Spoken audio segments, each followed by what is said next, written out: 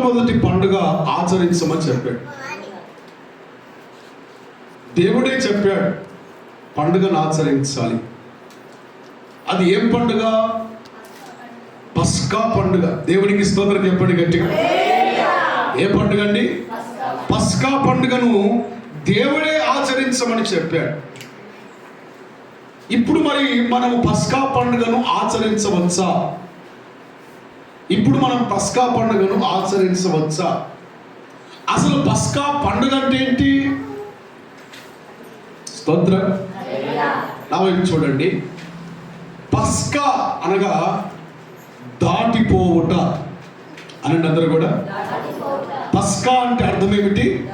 దాటిపోవుట. ఇంగ్లీష్లో pass over, దాటిపోవుట. ఏమి దాటిపోయింది? మరణము దాటిపోయింది, సంహార దూత దాటిపోయాడు. ఆమేన్. కనుక ఆ పస్కా పండుగను దేవుడు ఆచరించమని చెప్పాడు. ఈరోజు ఆ పండుగల గురించి కొన్ని విషయాలు మనం తెలుసుకుందాం. దేవునికి మహిమ కలుగునుగాక. ఆ పండుగను ఎలా చేయాలి, ఎందుకు చేయాలి అనే విషయాలను చెప్తారు. దేవుడు ఇశ్రాయేలు ప్రజలు ఐగుప్తులో 430 సంవత్సరాలు బానిసలుగా ఉన్నారు. ఎన్ని సంవత్సరాలండి? 430 సంవత్సరాలు ఇశ్రాయేలు ప్రజలు ఐగుప్తులో బానిసలుగా ఉన్నారు. తర్వాత దేవుడు తన దాసుడైన మోషేను ఏర్పాటు చేసుకొని వారిని విడిపించడానికి ఆయన మోషేను పిలుచుకున్నాడు. ఆ మోషే భక్తుని ద్వారా దేవుడు ఇశ్రాయేలు ప్రజలను విడిపించాలి అని ఫరోతో మాట్లాడినప్పుడు ఫరో అంటాడు, నేను ఇశ్రాయేలును విడిపించడానికి యెహోవా ఎవడు? నువ్వు అంటున్నావు కరెక్టే, దేవుడు విడిపించమని అంటున్నావు, అసలు విడిపించడానికి ఆయన ఎవరు? ఒక మాటలో చెప్పాలంటే నేనే దేవుడను, నేనే దేవుడను అని చెప్పుకున్నాడు వాడు. దేవుడు ఆ దేశం మీద తీర్పుగా 10 తెగుళ్లను పంపించాడు. 10 తెగుళ్లను పంపించాడు. నీరు రక్తమైపోయింది. ఇంటిలోనికి కప్పలు వచ్చాయి, ఈగలు వచ్చాయి, మిడతలు వచ్చి పంటను నాశనం చేశాయి, దుమ్ము లేచి శరీరం మీద పడి పొక్కులు వచ్చాయి, పేను, నెత్తిలో ఉన్న పేన్లు ఉంటాయి కదా, పేన్లు వచ్చాయి. ఇలాగా 9 రకముల తెగుళ్ళు వాళ్ళకు వచ్చాయి. అయినా కూడా రాజు హృదయం అట కఠినంగా ఉందట. నేను పంపించనంటే పంపించను అంటున్నాడు. ఆ యొక్క శ్రమ కలుగుతున్నప్పుడు మనసు మారింది, పంపిస్తానన్నాడు. అయ్యా మీరు వేడుకోండి, మీ దేవుణ్ణి వేడుకోండి, ఇక మిమ్మల్ని పంపించేస్తాను అనుకున్నాడు. ఆ శ్రమ పోగానే మరలా వాడు కఠినుడైపోతున్నాడు. నేను పంపించు. హల్లెలూయా. అలాగా 9 అయిపోయాయి. నేను అవన్నీ చెప్పను కానీ చివరిది ఒకటి చెప్తాను. చివరి తెగులు, 10వ తెగులు ఏమిటంటే దేవుడు చెప్తూ ఉన్నాడు, ఫరో నా జ్యేష్ఠ కుమారుని నువ్వు పంపించకపోతే నీ జ్యేష్ఠ కుమారుడు చనిపోతాడు. సోదరుని చెప్పగట్టి నువ్వెవరవట? నువ్వెవరవట? ఎవరి జ్యేష్ఠ కుమారునివి? ఎవరికి? దేవునికి. ఇశ్రాయేలు అంటాడు, ఇశ్రాయేలు నా జ్యేష్ఠ కుమారుడు. జ్యేష్ఠ కుమారుడు అంటే ఎవరు? నా ప్రథమ సంతానము, నా పెద్ద కుమారుడు. ఓ ఫరో, నా జ్యేష్ఠ కుమారుడు విడిపించకపోతే నీ జ్యేష్ఠ కుమారుడు చనిపోతాడు. ఆ మాట చెప్పినా కూడా వాని గర్వము చూడండి, నేను పంపించను అని వాడు చెప్తాడు. మోషే అంటాడు, ఇదిగో రాజు మొదలుకొని తిరగటి విసిలేటువంటి దాని పిల్లల వరకు ప్రతి ఇంటిలో మగ సంతానము జ్యేష్ఠ కుమారులు చచ్చిపోబోతున్నారు. మనుషులలో మాత్రమే కాదు, జంతువుల్లో కూడా జ్యేష్ఠ తొలి సంతానము చనిపోబోతుంది. దేవుడు సంహార దూతను పంపించబోతూ ఉన్నాడు. హల్లెలూయా. నీవు నేను కూడా మనం ఏమై ఉన్నామంటే దేవునికి జ్యేష్ఠ పుత్రులమై ఉన్నాం. ఇప్పుడు అడుగుతున్న ఒక ప్రశ్న మీరు చెప్పండి, ఇస్సాకుకు ఇద్దరు కొడుకులు ఉన్నారు. ఈ ఇద్దరి కొడుకుల్లో ఎవరు జ్యేష్ఠుడు? యాకోబా, ఏశావా? చెప్పండి అమ్మా. పెద్ద కొడుకే, మంచిగా చెప్తున్నావు తెలివి, కానీ ఆ పెద్ద కొడుకు పేరేంది మరి? జ్యేష్ఠుడెవడు? ఏశావు కదా జ్యేష్ఠుడు. కానీ వాక్యం అంటుంది నాకు జ్యేష్ఠుడు ఎవడంటే యాకోబే నా జ్యేష్ఠుడు దేవుడు అంటాడు. ఎందుకయ్యా? వాడు మొట్టమొదట పుట్టాడు కదా ఏశావు అంటే కాదు. నాకు ప్రియమైన వాడు జ్యేష్ఠుడు యాకోబే. ఆమేన్. అందుకే ఇశ్రాయేలు ఏమైంది? ఇప్పుడు జ్యేష్ఠత్వంలోనికి వచ్చింది. కారణము ఏశావు తను జ్యేష్ఠత్వాన్ని అమ్ముకున్నాడు. చిక్కుడుగాయల కూర కొరకు ఏం చేసుకున్నాడు ఆయన? ఈరోజు కూడా రక్షణ అమ్ముకుంటున్నాం మనము. దేవుడిని ఎంతగానో ప్రేమిస్తున్నా కూడా ఆయన ప్రేమను అమ్ముకుంటున్నాం. అమ్ముకొని దేవుడు నీకు ఇచ్చిన ఆధిక్యతను పోగొట్టుకుంటున్నావు. నీ చేతులతో నీవే పోగొట్టుకుంటున్నావు. అది దేవుడు ఏం చేస్తాడు? నాకు వద్దు నువ్వు దూరం పోతే రా అని పిలిచి దండేస్తాడు నీకు. అయ్యడే నువ్వు ఆకపోతే ఇంకోటి వస్తాడు.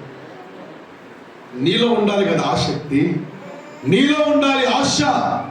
ఆమె బలవంతానికి బాస్యంగం కడతానట. ఏం చేసినట?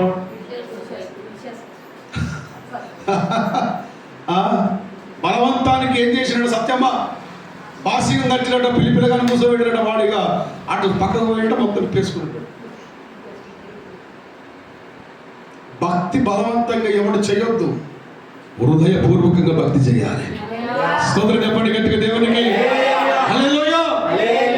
నువ్వు బలవంతంగా భక్తి చేస్తే వాడు కొన్ని రోజులే ఉంటాడు, వాడు పూర్తిగా ఉంటాడా?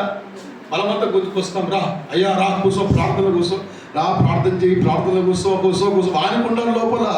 నువ్వు కూర్చోమంటే కూర్చుంటాడు, వెళ్ళిపోతాడు. వాడి హృదయం దేవునికి సమీపంగా ఉండదు. వాడి హృదయంలో నుంచి భక్తి పుడితే మరణము వరకు వాడు దేవునితో కలిసి ఉంటాడు. 10వ తెగులు వచ్చింది. ఏమిటా తెగులు? నా జ్యేష్ఠ కుమారుని నువ్వు విడిపించకపోతే నీ జ్యేష్ఠ కుమారుడు చనిపోతాడు. దేవుడు చెప్పాడు, ఇదిగో రాజు మొదలుకొని ఇంట్లో పనిచేసేటువంటి దాని పిల్లల వరకు జ్యేష్ఠ కుమారులు ఈ రాత్రి చనిపోబోతున్నారు.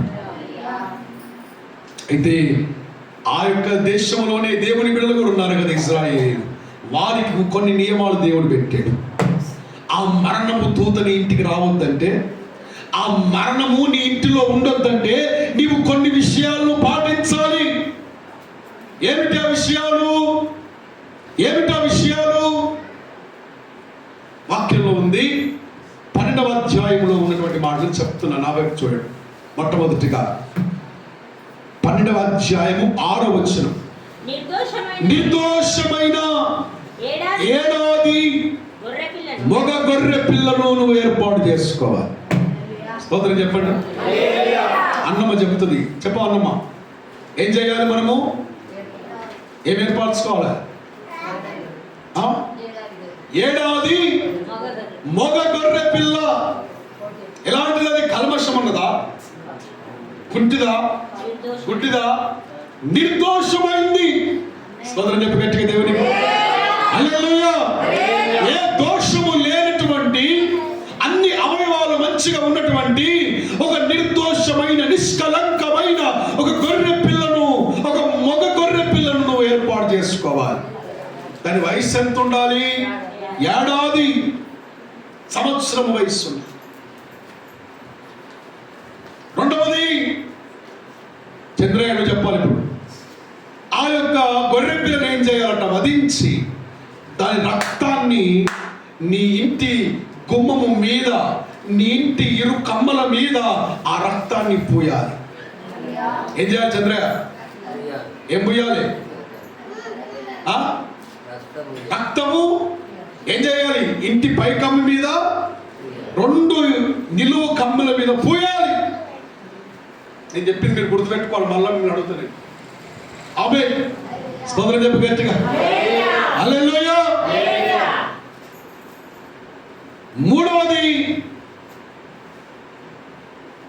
మూడవది ఏంటంటే పులియని పిండితో రొట్టెలు చేసుకోవాలి. ఎస్తేరమ్మడు చెప్పాలి. ఏం చేయాలి చెప్పు. పులియని పిండి. పులియని పిండి అంటే ఏంటి?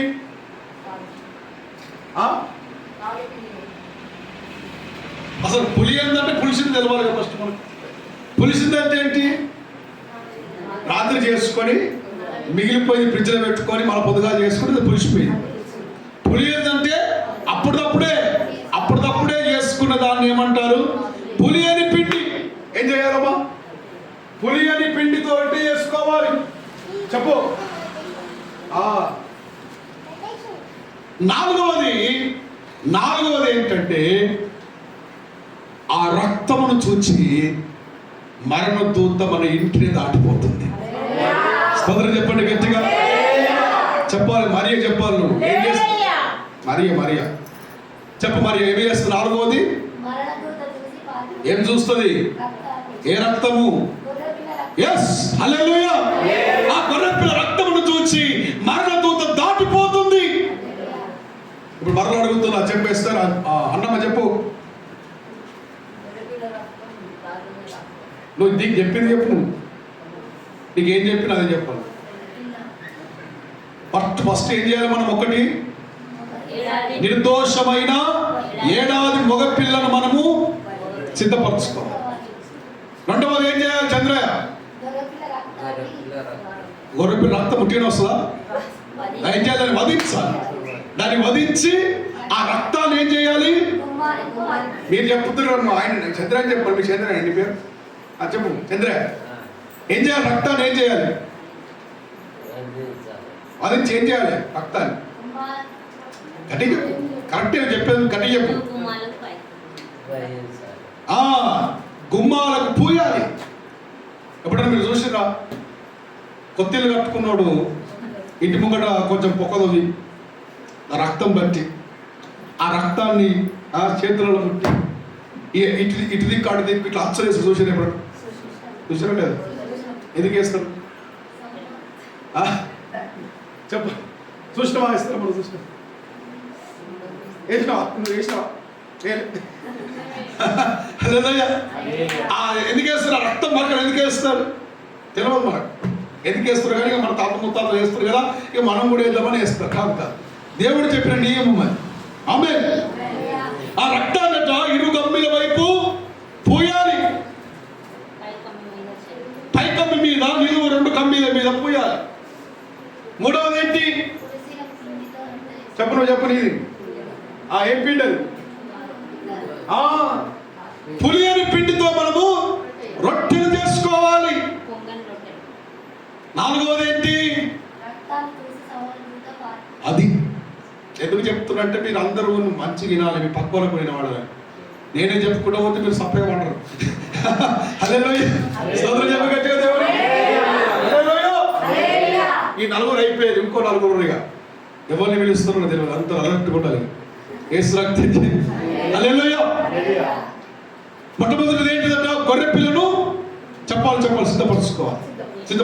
సిద్ధపరచుకొని ఏడాది మగ గొర్రె పిల్లని, నిర్దోషమైన గొర్రె పిల్ల, దాన్ని వధించి దాని రక్తాన్ని గుమ్మానికి రాయాలి. మూడవది పిండి చేసుకోవాలి. పులియని పిండి రొట్టెలు చేసుకోవాలి. రొట్టెలు చేసుకొని తినాలి. అయితే ఆ రాత్రి ఆ గుమ్మాన్ని దాటి బయటికి రావద్దట.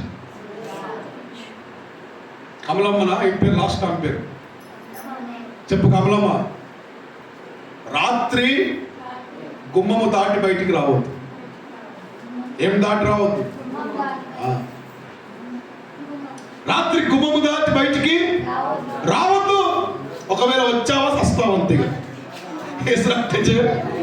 గుమ్మము దాటి బయటకు వచ్చామా ఇక గ్యారెంటీ లేదు.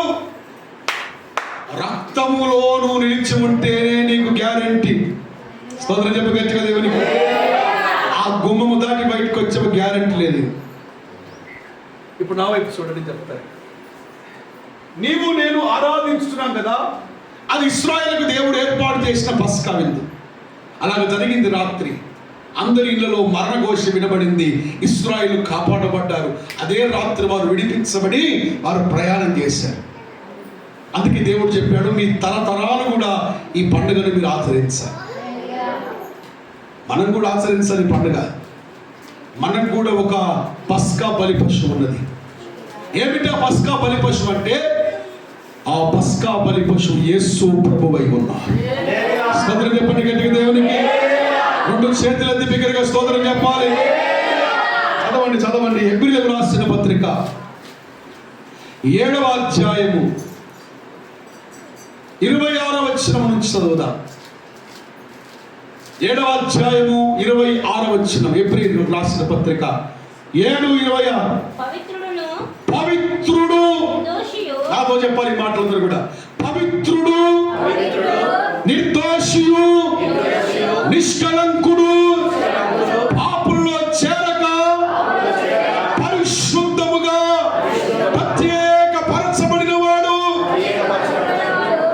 ఆకాశ మండలములన్నిటికంటే కూడా మిక్కిలి హెచ్చైనటువంటి ప్రధాన యాజకుడు మనకు సరిపోయిన దేవుడై ఉన్నాడు. స్తోత్రం చెప్పగలిగే దేవునికి హల్లెలూయా. నేను ఆరాధించిన దేవుడు పరిశుద్ధుడై ఉన్నాడు. ఆయన హల్లెలూయా. ఆయనలో ఏ పాపము లేదు. కామ క్రోధ లోభ మదమత్సర్యాలు లేని పరిశుద్ధుడు. జన్మ కర్మ పాపాలు లేని పరిశుద్ధుడు. ఈ లోకంలో ఎవడు కూడా అంతటి పరిశుద్ధును పొందుకోలేడు. కాబట్టి సాక్షాత్తు దేవుడే పరమును విడిచి లోకానికి దిగి వచ్చాడు. ఆయన హల్లెలూయా. పరమును విడిచి లోకానికి దిగి వచ్చాడు. ఆయన పరిశుద్ధునిగా జీవించాడు, పవిత్రునిగా జీవించాడు. పరిశుద్ధుడట, నిర్దోషి. నీ పాపములు నా పాపములు ఆయన తన భుజం మీద వేసుకున్నాడు. ఏ పాపం చేశాడు? నేరము చెయ్యని నీవు ఈ ఘోర పాపి కొరకు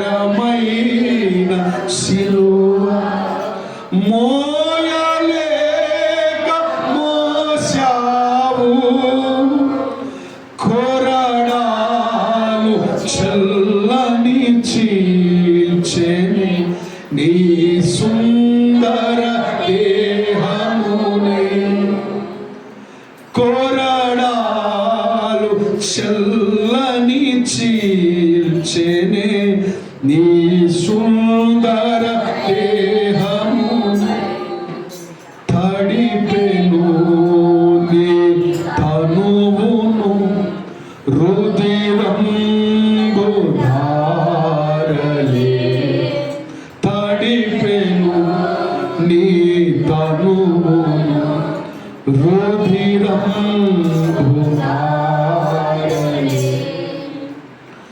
వెలి అయిన యేసయ్యా, బలి అయిన యేసయ్యా, నిలువెల్ల కలిగితివా, నీవెంత అలసితివా,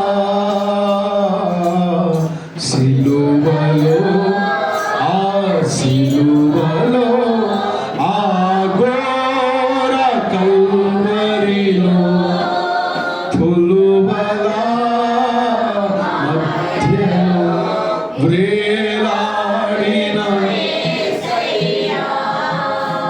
హల్లెలూయా. హెబ్రీయులకు రాసిన పత్రిక 10వ అధ్యాయము 20వ వచనం చదువుదాం. 10వ అధ్యాయము 20వ వచనం. ఆయన రక్తము వలన మనకు ధైర్యము కలుగుతున్నది. పరిశుద్ధ స్థలములో ఆయన రక్తము వలన పరిశుద్ధ స్థలమునకు ప్రవేశించుటకు మనకు ధైర్యము కలుగుతుంది. స్తోత్రం చెప్పండి గట్టిగా దేవునికి. ఇంతకు మునుపు లేవీయులు మాత్రమే పరిశుద్ధ స్థలములోకి వచ్చేవారు. యాజకులు మాత్రమే పరిశుద్ధ స్థలానికి వచ్చేవారు. ఇప్పుడు కుల, మత, జాతి, వర్ణ, వర్గ భేదము లేకుండా నువ్వు ఏ రంగులో ఉన్నా, ఏ రూపంలో ఉన్నా, ఏ దేశానికి చెందిన వాడవైనా, నువ్వు ఏ జాతికి చెందిన వాడవైనా కూడా యేసు రక్తము ఆయన సన్నిధిలోనికి నిన్ను పిలుచుకొచ్చింది. ధైర్యాన్ని ఇస్తుంది నీకు. ఆయన సన్నిధిలో నిలబడే ధైర్యాన్ని యేసు రక్తం మనకి ఇస్తుంది. ఆమేన్. ఆ నిర్దోషమైనటువంటి యేసు రక్తం నీ కొరకు, నా కొరకు ఒలికినది. హల్లెలూయా. ఆయన శరీరంలో ఒక్క చుక్క రక్తం లేకుండా ఆయన నేలను తన రక్తాన్ని కార్చాడు. భటుడు వెళ్ళి యేసు ప్రభు చనిపోయాడో లేడో అని చెప్పి ఆయన ప్రక్కలో పొడిచాడట. ఆయన ప్రక్కలో పొడిస్తే ఆ ప్రక్కలో నుంచి నీరు బయటికి వచ్చింది. ఇక రక్తము లేదు. సర్వమానవాళి కొరకే తన రక్తమును కార్చాడు ఆయన. హల్లెలూయా. ఒక 2 రోజుల ముందు నేను ఒక స్టేటస్ పెట్టాను నేను ఫోన్లో. యేసు ప్రభువు ఒక యవనస్తురాలు ఉందట. యవనస్తురాలు హృదయం అనే తలుపును యేసయ్య తడుతున్నాడు. హృదయం అనే తలుపును యేసయ్య తడితే ఆ యవనస్తురాలు హృదయం అనే తలుపు తెరిచింది. యేసయ్యని ఇంట్లోనికి ఆహ్వానించి తన హృదయం అనే ఇంటిలోనికి ఆహ్వానించింది. కూర్చోబెట్టింది. మొదటి స్థానం ఇచ్చింది. యేసయ్యా, నువ్వు నాకు అన్నిటికంటే ఎక్కువ, నీకంటే ఏది ఎక్కువ కాదు నాయన, నువ్వు నాకు మొదటి దేవుడు, నువ్వు మొదటి స్థానంలో ఉండాలి అని యేసయ్యకు మొదటి స్థానం ఇచ్చింది. ఆ యొక్క రూములోనట 5 కుర్చీలు ఉన్నాయట. ఎన్ని కుర్చీలు? యేసయ్యకి ఏ కుర్చీ ఇచ్చింది? ఫస్ట్ కుర్చీ. తర్వాత ఉద్యోగం వచ్చింది. చదువుకుంది కదా, చదువుకున్న దానికి ఉద్యోగం వచ్చింది. ఆమె ఉద్యోగం అనే తలుపు తట్టబడింది హృదయంలో. ఎప్పుడైతే ఉద్యోగాన్ని చూసిందో యేసయ్యతో అంటుంది, యేసయ్య నువ్వు కొంచెం పక్క జరుగుతావా, నువ్వు 2వ కుర్చీ మీద కూర్చో, నాకు మొదటి స్థానం ఇప్పుడు ఉద్యోగం. ఇంతకు ముందంటే ఉద్యోగం లేదు కాబట్టి ఆదివారం వచ్చాను, శనివారం వచ్చాను, శుక్రవారం వచ్చాను, అన్నిటికి వచ్చి ఇప్పుడు ఉద్యోగం కదా, సోమవారం నుంచి శనివారం దగ్గర నేను ఉద్యోగం చేసుకుంటాను, కానీ ఆదివారం నీదే ఫస్ట్ ఉద్యోగం. ఎందుకంటే కష్టపడి సంపాదించి చదువుకున్నాను కదా. యేసయ్య ఏమంటాడు? మౌనంగా ఉన్నాడు ఆయన. 2వ కుర్చీ మీద కూర్చున్నాడు. మొదటి స్థానంలో ఇప్పుడు ఏముంది చెప్పండి? మనం కూడా అంతే కదా. పని పని పని పని పని అని యేసయ్యను పక్కన పెట్టేసి యేసయ్య కంటే ఎక్కువ పని చేస్తున్నాం. 3వది phone, Instagram, YouTube, Facebook, WhatsApp తలుపు కొడుతున్నాయి. నీ హృదయంలోనికి నేను వస్తా. హృదయం విప్పింది. చూస్తే యేసయ్యను మరలా పక్క జరిపింది. అయ్యా నువ్వు 3వ స్థానంలో కూర్చో. మొదటి స్థానంలో ఇప్పుడు ఎవరున్నారు? మొబైల్ ఫోన్ వచ్చింది.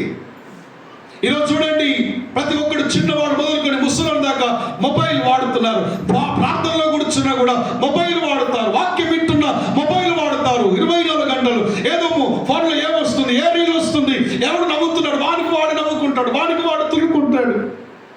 ఫోన్లో ముఖం పెట్టి ఎవరితో మాట్లాడు, ఎవరితో తిరగడు. ఫోనే వాడి ప్రపంచం అయిపోయింది. ఇప్పుడు ఈ యవనస్తురాలు కూడా మొదటి స్థానం ఫోన్కి ఇచ్చేసింది.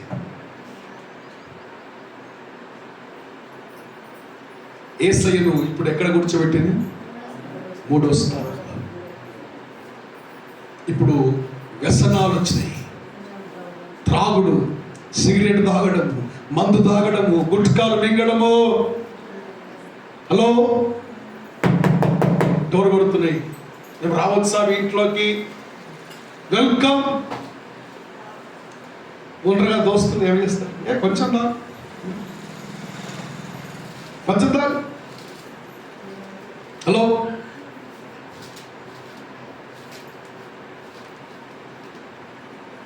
అది మొదటి స్థానం అయిపోయింది. ఇప్పుడు యేసు ప్రభుని 4వ స్థానంలో పెట్టేసింది. చివరికి బంధువులు, స్నేహితులు, ప్రాణమైన స్నేహితులు, ప్రాణమైన బంధువులు డోర్ కడుతున్నారు. అమ్మా నీ హృదయంలో మాకు ఉన్నది, ఎందుకు లేదు? రండి. యేసయ్య ఇప్పుడు 5వ కుర్చీ మీద కూర్చున్నాడు. ఈ కుర్చీలు లేవుగా, అయిపోయినాయి. చివరికి ఆమెను ప్రేమించేటువంటి ప్రేమికుడు వచ్చి డోరు కొడుతున్నాడు.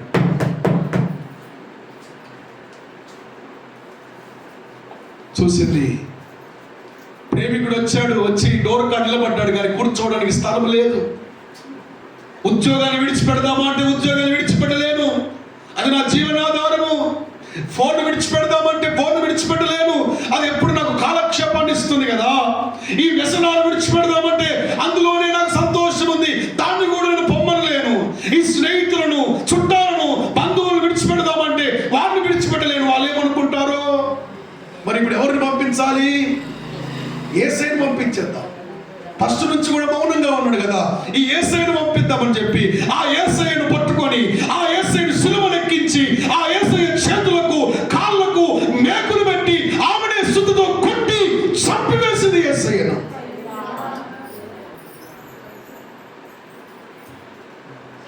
యేసయ్య నమ్ముకొని మరలా మనం పాపంలో జీవిస్తుంటే దేవుని కుమారుని బాహాటంగా సిలువ వేస్తున్నావు.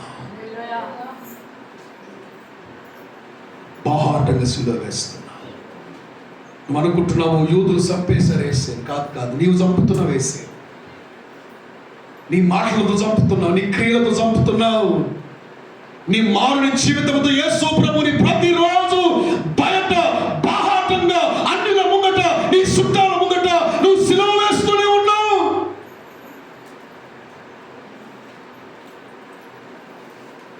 సిలువ వేస్తూనే ఉన్నావు. ఏ స్థానము నీది? ఏ సైకుని హృదయంలో ఏ స్థానం ఇస్తున్నావు? పని పని పని పని అని తిరుగుతున్నావు. ఇంతకు మునుపు యేసయ్యనే నీకు ప్రథమంగా ఉండేవాడు, ఇప్పుడు పని ప్రథమమైపోయింది. ఈ వారం కాకపోతే ఇంకో వారం పోదాములే, ఈ శనివారం కాకపోతే ఇంకో శనివారం పోదాములే, మందిరంలోనే ప్రార్థన ఉంటుందా, ఇంటికాడ లేదా ప్రార్థన అని దేవుని సన్నిధిని ఎక్కడ పెట్టావు నువ్వు? ఎక్కడ పెట్టావు బిడ్డ? ఫోన్కి ఇచ్చినంత కూడా దేవుని సన్నిధికి నువ్వు అవకాశం ఇస్తలేదు. కూర్చొని ప్రార్థన చేసుకోవాల్సిన నీవు వ్యసనాలకు అలవాటు పడ్డావు. చుట్టాలకు ఇచ్చినంత టైం కూడా నీవు దేవునికి ఇవ్వలేకపోతున్నావు. గంటలు గంటలు వాళ్ళతో మాట్లాడుతున్నావు. ఒక 2 రోజులు వాళ్ళతోనే ఉంటున్నావు, తింటున్నావు, మంచిగా వాళ్ళతో మాట్లాడుతున్నావు. మనం యేసయ్యతో ఎన్ని రోజులు మాట్లాడావు?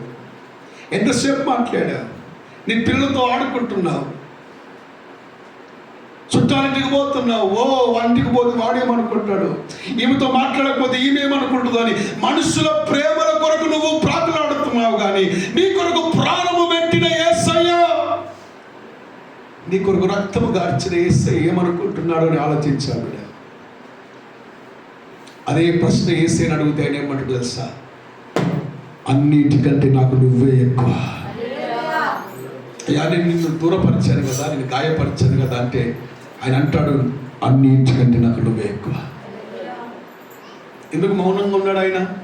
పక్కగా జరగన్నా ఎందుకు మౌనంగా ఉన్నట్టే ఆయన నీ మీద ఉన్న ప్రేమ అపారమైంది. ఎవడు ప్రేమించలేడు అలాగా నిన్ను, ఈ లోకంలో ఎవడు ప్రేమించలేడు. నేను అంటాను, నువ్వు దేవుని మొదటగా ప్రేమించే వ్యక్తిగా ఉండాలి. తర్వాత అన్ని ఉద్యోగమైనా, బంధువుడైనా, పిల్లలైనా, భర్త అయినా, భార్య అయినా, ఏదైనా ఆయన తర్వాతనే. ఏ కుటుంబం అయితే మొట్టమొదటి దేవునికి ప్రథమ స్థానం ఇస్తుందో ఆ కుటుంబము దీవించబడుతుంది. ఆ భర్త భార్యను ప్రేమిస్తాడు, ఆ భార్య భర్తకు లోబడుతుంది, ఆ యొక్క పిల్లలు తల్లిదండ్రుల మాట వింటారు. ఏ కుటుంబంలో దేవునికి స్థానం ఉండదో ఆ కుటుంబంలో గలిబిలి గలిబిలి గలిబిలి పుడుతుంది. భర్త మాట భార్య వినడు, భార్య మాట భర్త వినడు, తల్లిదండ్రుల మాట పిల్లలు వినరు. ఆ ప్రభు నీ కొరకు తన రక్తాన్ని కాల్చాడు, తన ప్రాణాన్ని ఇచ్చాడు. ఆ రక్తమట నీ గుమ్మమునకు పూయబడాలి. నీ గుమ్మమునకు పూయబడితే ఆ గుమ్మములోనికి మరణ దూత సమీపించకుండా దేవుడు కాపాడుతాడు. స్తోత్రం చెప్పు గట్టిగా దేవునికి. యేసు రక్తము, యేసు రక్తము ప్రతి పాపముల నుండి మనల్ని పవిత్రపరుస్తుంది. యేసు రక్తము మనల్ని సంహార దుర్మార్గుడు చొరబడకుండా, నీ ఇంటిలోనికి సాతానుగాడు చొరబడకుండా, సంహారకుడు చొరబడకుండా యేసు రక్తం నిన్ను కాపాడుతుంది. నీ మీద ఆయన రక్తం ప్రోక్షించబడాలి, నీ పిల్లల మీద ఆయన రక్తము ప్రోక్షించబడాలి. పూసుకుందామా యేసు రక్తాన్ని? హలో, గొర్రె పిల్ల రక్తమే సంహారకుని రానివ్వకుండా ఆపితే, ఇదిగో శ్రేష్టమైన యేసు రక్తం నిత్య మరణము నుంచి మనం విడిపిస్తుంది. 4వ మాట, పులియని పిండితో రొట్టెలు చేసుకోవాలి. 1 కొరింథీయులకు రాసిన పత్రిక 5వ అధ్యాయం 6వ వచనం నుంచి 8వ వచనాల వరకు, పులియని రొట్టెలు పిండితో మనం రొట్టెలు చేసుకోవాలి. 1 కొరింథీయులకు రాసిన పత్రిక 5వ అధ్యాయం 6 నుంచి 8 వచనాలు. మీరు అతిశయపడుట మంచిది కాదు. పులిసిన పిండి కొంచెమైనా, పులిసిన పిండి, నా వైపు చూడండి అందరూ కూడా, పులిసిన పిండి కొంచెమైనా కూడా ముద్ద మొత్తాన్ని పాడు చేస్తుంది. కొత్త ముద్ద పిండి విసికా మనం ఎప్పుడో రాత్రి చేసిన కొంచెం వెలిగింది, కొంచెం ఎందుకు పడేద్దాం, ఇలా కలిపేద్దామని చెప్పి కలిపేసాం అనుకో, పిండి మొత్తం ఫుల్గా అయిపోతుంది. హలో, అది కొంచెమైనా ఆ ముద్దను పాడు చేస్తుంది. నేను అంటాను, అన్నిట్లలో నువ్వు మంచిగా ఉన్నావు, ఏదో ఒక్కటి చిన్నది పడిపోతున్నావు, చిన్న దాంట్లో, ఆ చిన్నది నీ జీవితం అంతటి నాశనం చేస్తుంది. అది అబద్ధం ఆడేటువంటి మనసే కావచ్చు, దేవుడికి వ్యతిరేకమైనవి కావచ్చు, ఏదో ఒకటి చిన్నదే నువ్వు అనుకుంటున్నావు, చిన్నదే కదా, సాటులు చెప్పేటువంటి మనస్సు నాకుంది, చిన్నదే కదా, సరిగేటువంటి మనసు, గురిగేటువంటి మనస్సు నాకుంది, చిన్నదే కదా. ఈ చిన్నదే నీ భక్తి అంతటిని నాశనం చేస్తుంది. హలో, నువ్వు గంట సేపు ప్రార్థన చేసి కొట్టాడ పెట్టుకుంటే ఆ ప్రార్థన నిలబడుతుందా? చెప్పు, నిలబడదు. ఏం లాభం? 2 రోజులు ఉపవాస ప్రార్థన చేసినావు, ముగింపు రోజు కొట్టాడ పెట్టుకున్నావు, పంచాలు పెట్టుకున్నావు, ఇది భర్తతో కొట్లాడినావు, ఆ ప్రార్థన ఏమో నిలబడుతుందా? సున్నా. దేవుడు తన దగ్గర సున్నా ఇస్తాడు.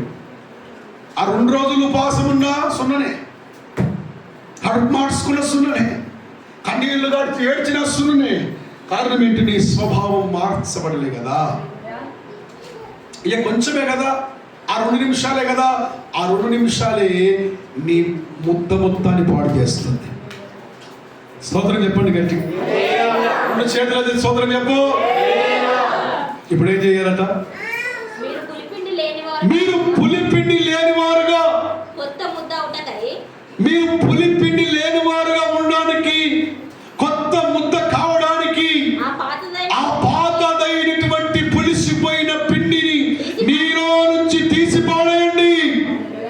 నీ కన్ను నిన్ను అభ్యంతర భావిస్తున్నట, దాన్ని పెరికి పడేయాలట. కారణం ఏంటి? ఈ దేహం అంతా పోయి నరకంలో పడే బదులు గుడ్డోని పోయి వద్ద మంచిది కదా. సమజమే ఆరా మీరు బాత్? హలో, అర్థమవుతుందా? ఈ కన్నుంది, కన్ను ఏం చేస్తుంది? దేవుడి సన్నిధిలో నన్ను అభ్యంతరకరంగా ఉంది నాకే కన్ను, దేవుడికి నాకు మధ్యలో అభ్యంతరకరంగా ఉంది కన్ను. అమ్మో, ఈ కన్ను పీకేసుకుంటే ఎట్లా అని ఆ కన్ను అట్లే పెట్టుకుంటే దానికి ఈ శరీరం మొత్తం నరకానికి పోతుంది. ఈ ఒక్క కన్ను నేను తీసేసుకుంటే గుడ్డోళ్ళు అయినా నేను దేవుని రాజ్యంలో ఉంటాను. ఈ చెయ్యి అభ్యంతరం పరుస్తే ఈ చెయ్యి మొత్తముతో పాటు నువ్వు నరకానికి వెళ్తావా? ఈ చెయ్యి తీసేసుకొని ఒంటి చేతితో నా పరలోక రాజ్యానికి పోతాను. అర్థమైతే చెప్పే మాట. కన్ను అంటే కన్ను పీకేసుకోండి కాదు, నీలో ఉన్నటువంటి అపవిత్రత తీసేసుకోవాలి. చెయ్యంటే చెయ్యి తీసేసుకోవడం కాదు, నీలో చెయ్యిలాగా మారిన అపవిత్రత, కన్నులాగా మారిన అపవిత్రత, దాన్ని తొలగించుకోవాలి. నువ్వు పులిసిన పిండిగా ఉండొద్దు, పులియని పిండిగా ఉండాలి. ఆ యొక్క కొత్త ముద్ద నువ్వు కావడానికి నీలో ఏదైనా పాతది, ఏదైనా రోతది ఉంటే అది తీసేయాలి. హలో, సంఘమంతా కూడా పులియని కొత్త ముద్ద కావాలి. ఆమేన్. స్తోత్రం చెప్పగట్టిగా దేవునికి. పులిసింది ఏది ఉండొద్దు. పులిసింది ఏది కూడా చెప్పాలి, గట్టిగా చెప్పాలి. పులిసిన పిండిని తీసేయాలి. సంఘంలో పులిసిపోయిన వాళ్ళంతా కూడా ఏం కావాలి? మార్పు చెందాలి. స్తోత్రం చెప్పండి గట్టిగా. హల్లెలూయా. ప్రతిరోజు కొత్త అభిషేకం రావాలి. ఎన్నడూ సరిపోదు, మొన్నడు సరిపోదు, మొన్న పొందుకున్నాక సాల్తి సరిపోదు. అది ప్రతిరోజు కొత్త ముద్ద కావాలి. మనం చెప్పండి చెప్పండి. ఆదివారం వచ్చేటప్పుడు ఎట్లా రావాలంటే ఖాళీగా రావాలి. నువ్వు ఎట్లా రావాలి? నువ్వు ఖాళీగా రావాలి. నాకేం తెలియదు నాయన, నువ్వు నాతో మాట్లాడు. అట్లా వస్తే దేవుడితో మాట్లాడతాడు. స్తోత్రం చెప్పి గట్టిగా. పులిసిపోయింది ఏది కూడా నీ హృదయంలో పెట్టుకోవద్దు. పులిసిపోయినది ఏదైనా ఉంటే అది నీ జీవితం అంతటి కూడా నాశనం చేస్తుంది. ఆమేన్. మన సంఘము పులియని కొత్త ముద్దవాలి. ఆమేన్. నూతనమైన వ్యక్తులు వస్తున్నప్పుడు ఆ ముద్దలు తింటున్నప్పుడు అది రుచికరంగా వారి మార్చబడాలి. స్తోత్రం స్తోత్రం చెప్పగట్టిగా దేవునికి. ఒకే తింటే ఎలా ఉండాలి? మధురంగా ఉండాలా, పుల్లగా ఉండాలా? మరి పుల్లగా ఉన్నదంటే ఏదో కొంచెం ఉన్నది కదా, దాన్ని తీసేద్దాం. వద్దా? తీసేయాలి. తీసేయకపోతే మొత్తం పిండి ముద్దంతా ఖరాబ్ అవుతుంది. బేకార్, గ్యాస్ వేస్ట్, చేసిన కష్టం వేస్ట్, అన్ని వేస్ట్. ఎవడు తినడు దాన్ని, చెత్తపుట్లో పడేసుడే. ఎంత మంచుకుంటేంది? ఎంత మంచుకుంటేంది? మంచిగా నెయ్యి వేసి కాల్చినా కూడా చెప్పండి. బటర్ నాన్ అంటారు. బటర్ నాన్ అంటే మంచిగా నెయ్యి వేసి నెయ్యి వేసి కాలుస్తాడు. ఒక రొట్టె 70 రూపాయలు. ఎంత? అది వేస్తే, అది వేయకపోతే 50 రూపాయలు. పుల్లగుందనుకో 100 రూపాయలు పెట్టినా వేస్ట్, చెత్తపుట్ల పడేసేది. కొత్త ముద్దగా ఉండాలి. ప్రతిరోజు దేవుడి దగ్గర నుంచి మనం నేర్చుకోవాలి. స్తోత్రం చెప్పండి గట్టిగా. ఈ పస్కా పండుగ మనం నేర్పిస్తున్న పాఠం అదే. నువ్వు కొత్త ముద్ద కావాలి, కొత్త ముద్ద కావాలి. ఆమేన్.